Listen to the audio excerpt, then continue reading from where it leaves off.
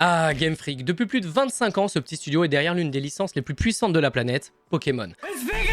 Des milliards de cartes, des peluches partout et même des collabs avec Ed Sheeran. Oui, Ed Sheeran, qu'est-ce que tu veux que je te dise? Pendant que les chiffres explosent, les textures et les idées, elles, explosent surtout nos rétines. Qu'il est laid, mais qu'il est laid! Regardez comme il est laid! Alors attention, hein, je suis fan comme beaucoup ici, mais une question me hante depuis pas mal de temps. Pourquoi Game Freak ne semble pas faire évoluer les licences malgré les millions de ventes? On parle quand même d'un studio de seulement 200 et quelques personnes, c'est pas beaucoup, qui porte un monstre culturel sur ses épaules. Et ce débat, dans la commu, il est très problématique. Faut faire attention à ce qu'on dit. Et comme j'adore avoir des problèmes, aujourd'hui on va parler du mystère Game Freak. Avant de commencer, oublie pas de commenter, liker, t'abonner, c'est top pour le récit. Hop ta gueule! Et si Game Freak était à la fois coupable et victime? Avant de taper sur Game Freak, encore faut-il savoir qui c'est, et tu le sais peut-être pas. Oui, qui suis-je pour te juger si rapidement? Insulte-moi en commentaire. Game Freak, c'est qui exactement? Avant d'être un studio de jeux vidéo, Game Freak c'était surtout un magazine. Un fanzine même créé par deux passionnés, Satoshi Tajiri et Ken Sugimori au début des années 80. Le genre de projet fait par des fans, pour des fans, imprimé dans un garage qui sent très fort le hentai. C'est le 26 avril 1989 que Game Freak devient officiellement un studio de jeux vidéo. Leur premier jeu, c'est pas Pokémon, c'est un certain Mendel Palace sur NES. Un jeu d'action casse-tête qui s'est quand même vendu à 128 000 exemplaires, pas ouf mais pas honteux non plus. Bon évidemment là le gameplay est pixelisé à mort donc tu t'en fous un peu, surtout que ça n'a genre aucun rapport avec Pokémon, mais c'est important pour comprendre d'où ils viennent. Puis arrive 1996, Game Freak s'associe à Nintendo et commence l'aventure Pokémon.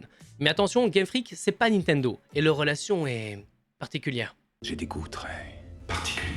Ça, c'est un slide que j'ai fait moi-même pour te montrer et en vrai, j'en suis pas peu fier, il est plutôt pas mal. D'abord, t'as Game Freak qui est chargé de créer les jeux, mais qui doit tout faire valider par The Pokémon Company pour l'univers et la cohérence. Qui, cette dernière, doit ensuite tout refaire valider par Nintendo pour des besoins d'image, de plateforme et de stratégie. On est dans un délire très à la japonaise, rigide, lent, ultra structuré. Déjà, la perte de temps est monumentale, mais bon, on va dire que c'est un peu le cas pour tous les jeux vidéo. Par contre, c'est bien pour te montrer que finalement Game Freak et Nintendo sont pas si proches que ça, et que c'est surtout The Pokémon Company qui fait un premier tri avant de fournir à Nintendo les éléments. Donc oui, Game Freak bosse sous la pression Nintendo, mais c'est pas Nintendo. Il y a deux types de fans Pokémon, ceux qui vivent encore en 1999 et ceux qui hurlent de joie sur Twitter dès qu'ils voient un arbre flou. Je suis l'arbre, Mojo! Veux-tu rentrer dans mon tronc? Oui. On va rentrer dans le détail et parler des 7 trucs qui rendent les fans complètement dingues. Et je te donnerai mon avis à chaque fois parce qu'on sait se mouiller ici. Et vous savez pourquoi je fais ça? Parce que contrairement à vous, bande de fragilos, j'ai des énormes burnes! Numéro 1, le manque d'innovation.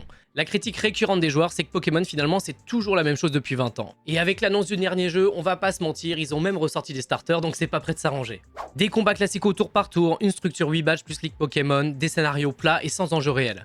Pourquoi ça énerve les gens? Bah les fans grandissent mais les mécaniques restent figées pour un public très jeune. Mon avis perso c'est si on parle vraiment des jeux structure de base, oui ça évolue pas beaucoup. Par contre je trouve que Game Freak est carrément capable de le faire quand on voit des jeux originaux comme Pokémon Colosseum où tu voles carrément les Pokémon des dresseurs au lieu d'aller dans les hautes herbes. Le système de quête d'Arceus ou des licences sous-cotées comme Pokémon Rangers ou Donjon Mystère montre aussi que c'est possible. En fait ici ça dépend surtout si tu veux rester sur le système phare ou sortir un peu des sentiers battus. Même si c'est vrai, ces jeux originaux sont de plus en plus rares. Le problème c'est pas qu'ils peuvent pas innover, c'est qu'ils veulent pas trop bousculer un public assez captif. Sauf qu'à force de marcher dans le même couloir, bah ça sent le moisi. Numéro 2, les problèmes techniques et la finition bâclée. Bon là on va pas se mentir, c'est surtout ciblé sur Écarlate et Violet et Arceus. Mais si, tu vois le seul open world où les murs sont plus puissants que le maître de la ligue. Allez best of.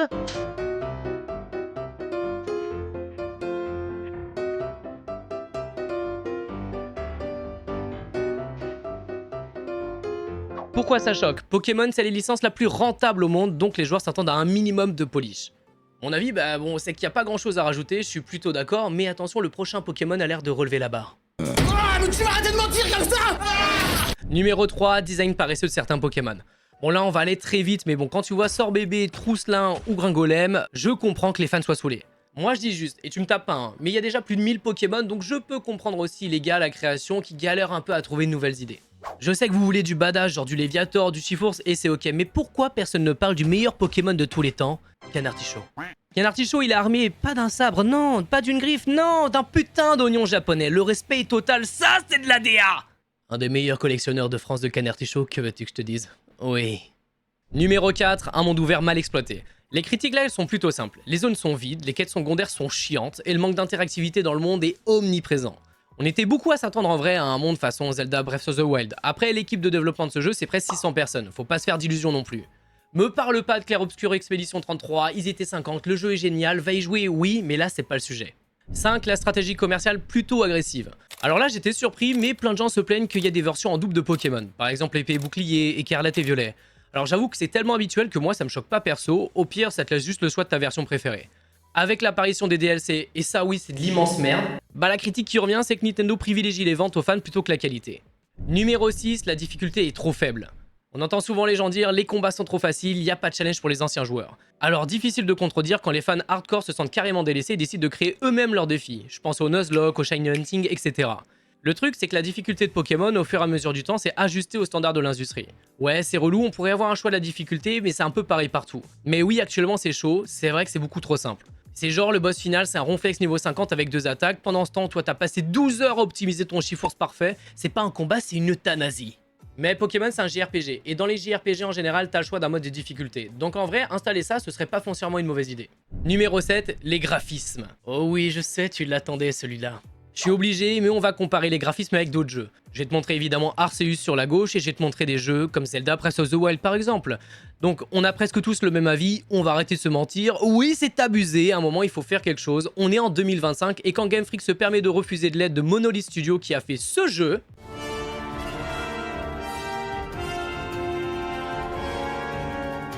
c'est juste de l'ego mal placé. Voilà les 7 péchés capitaux de Pokémon, et tu vois, malgré tout ça, bah ça cartonne. Alors, est-ce que Game Freak est juste incompétent, ou est-ce qu'ils s'en foutent parce qu'on achète quand même? Spoiler, c'est un peu des deux. Maintenant, parlons problème. Game Freak, c'est environ 200 employés. Pour Pokémon, une des plus grosses licences de l'histoire. C'est comme si tu confiais les JO à un collège. Bon, ça aurait été peut-être mieux que cette immonde merde. Cacher un revolver quand on est tout nu. Ubisoft en comparaison c'est 15 000 personnes, bon réparties sur plusieurs jeux, ok, mais la différence est massive. Junichi Masuda, l'ancien patron de Game Freak, disait en 2019 qu'il aimait les petites équipes, idéalement 20 personnes. Bah oui c'est cosy mais ça marche pas pour Pokémon. Shigeru Omori, le réalisateur actuel des jeux Pokémon, l'a dit lui-même. Ça devient clairement plus difficile. Je pense que plus le projet prend de l'ampleur et devient complexe, et plus il devient difficile de s'assurer que tout le monde est sur la même page, que vous transmettez le même message à tous et qu'ils le comprennent. Pour faire simple, plus le projet grandit, plus c'est compliqué pour tout le monde d'avoir les bonnes informations. Je veux bien, ok, mais c'est pas un problème propre à Game Freak. Tous les gros studios galèrent avec la communication interne. Certains gèrent des équipes de plus de 1000 personnes ou plus. Et même si les jeux Pokémon impliquent des prestataires extérieurs, ça reste léger comparé aux mastodontes du AAA. Le problème chez Game Freak, il repose surtout sur l'inexpérience de ses développeurs. En 2012, Game Freak était encore à sortir un jeu sur DS, majoritairement rempli de sprites en 2D. 10 ans plus tard, ils sortent un open world 3D, donc c'est sûr que la transition est forcément délicate. Mais pour moi, le vrai problème, c'est le rythme de sortie des jeux. Déjà qu'ils sont pas nombreux dans la boîte, mais bon, c'est leur choix, le rythme de publication est énervé. Pour te faire un comparatif, un The Legend of Zelda, c'est environ 5 à 6 ans de développement. Pokémon, c'est moins de 2 ans. T'as pas le temps de prototyper, d'itérer, d'innover. Le mot d'ordre est clair, la rentabilité, la thune, le pèse, la moula, le bif, le beat. Et ça, c'est sans parler du contrôle marketing. Pokémon, c'est pas juste un jeu vidéo, c'est un empire. Séries, films, cartes, peluches, boîtes à lunch et même des slips. Tout doit sortir en même temps et crois-moi que j'attends mon slip Can Artichaut avec impatience. Et donc le jeu vidéo dans tout ça, c'est la vitrine, l'étendard, c'est tout. Mais surtout, le calendrier est non négociable. Même s'il est pété, Pokémon doit sortir à temps pour que les cartes soient en rayon à Noël. Tu te rappelles d'Écarlate Violet, sorti en novembre, les cartes de la 9G sorties pile pour les fêtes. Priorité numéro 1, le merch, pas la qualité. Et c'est marrant quand de l'autre côté, tu vois la philosophie de Game Freak met en avant lui-même sur son site officiel. En créant continuellement du plaisir et de la qualité, nous visons à apporter de la joie, de l'excitation et de la découverte aux gens du monde entier, ainsi qu'à fournir du courage, de l'espoir, de la gentillesse, des rêves et un esprit d'aventure. Ils abusent. Bon, le studio s'est quand même permis, je le rappelle, de refuser l'aide du studio Monolith qui est derrière la série Xenoblade Chronicles. Pour rendre un peu justice à Game Freak, à l'occasion du Xbox Game Showcase, le studio a dévoilé Beast of Reincarnation et il prouve qu'il sait aussi faire des beaux jeux. Le fond du problème est qu'on a tendance à oublier, ou qu'on veut oublier, c'est qu'on est vieux. Ce que je veux dire par là, c'est que le cœur de la cible de Pokémon depuis sa création, ça n'a pas changé. C'est les enfants de 6 à 12 ans. Junichi Masuda le dit lui-même en interview. Je veux vouloir faire un jeu accessible à tous. C'est un message plutôt clair. Alors, Game Freak est-il vraiment responsable ou le pantin d'un système qui privilégie les produits dérivés à l'amour du jeu? On peut faire un constat à ce stade. Pokémon, c'est plus un jeu, c'est un produit. C'est pas une œuvre d'art, mais une machine marketing huilée, calibrée pour vendre à la chaîne. Alors la vraie question, c'est peut-être pas pourquoi Game Freak n'innove plus, c'est et si le problème c'était nous. Depuis le début, Pokémon a toujours eu le même objectif, faire du chiffre. Et on peut pas leur en vouloir, c'est une entreprise, c'est pas un sanctuaire. Satoshi Tajiri, le créateur de Pokémon, pèterait peut-être un câble en comprenant ce que je dis, et peut-être certains d'entre vous aussi, mais la seule chose qu'on doit regarder, c'est ça. Les jeux se vendent à balles. Pas d'amélioration majeure, des concepts qui changent peu, des défauts omniprésents, mais la seule réalité c'est que la licence cartonne toujours autant. Et ouais, c'est triste, on pensait avoir grandi avec Pokémon, mais on a grandi sans lui. On attend un jeu qui évolue avec son temps, nous propose de nouveaux concepts novateurs. Et on a tous, je pense, un jeu qui représente ce qu'on aurait aimé voir plus souvent. Pour moi, c'était Pokémon Colossum. Un ton plus sombre, un vrai univers, une mécanique de vol de Pokémon corrompus. Franchement, j'ai pris une claque. La dernière depuis Pokémon Crystal. Il y avait du changement, de la prise de risque et c'était trop bien. Mais voilà, 2,4 millions de copies vendues. Et sa suite, même pas 1,5 million. Pour info, un Pokémon plus classique comme Écarlate et Violet, c'est 26,79 millions d'exemplaires vendus. Alors on peut accuser la GameCube d'avoir bidé, mais soyons honnêtes. Super Smash Bros Melee a fait presque 8 millions de ventes. Quand un jeu fonctionne, il fonctionne, point. Je pense que la majorité des fans ne demandent pas la lune, juste un peu de nouveauté, un jeu qui ressemble à 2025, visuellement et dans son gameplay. Mais si je dois être honnête, c'est pas pour demain, et perso ça me fait chier. Le poète est de retour, donc avant de te faire un constat final, j'ai écrit une lettre d'amour à Pokémon un peu gnangnan. Même ma meuf n'a pas le droit à ça. Pokémon s'est rentré dans ma vie quand j'avais à peine 6 ans. Je me souviens encore du boîtier bleu, du regard de Tortank un peu trop intense, Je vais te toucher la nuit. de cette musique d'intro qui résonnait comme un appel à l'aventure. A l'époque, je comprenais rien, je savais à peine lire, mais j'étais déjà captivé par l'univers. J'ai grandi avec la licence, même quitte à faire des trucs ultra chelous, genre des duels avec mes amis via balcon interposé sur Pokémon Rouge-Feu. C'était pas grave, c'était trop bien même.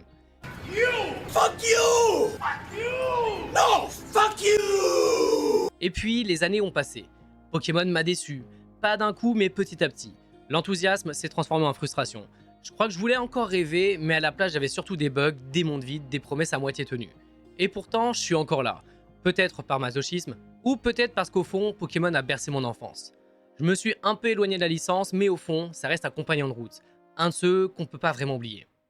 Est-ce que Game Freak sabote Pokémon? Pas 100% volontairement. Mais est-ce qu'ils prennent soin des jeux?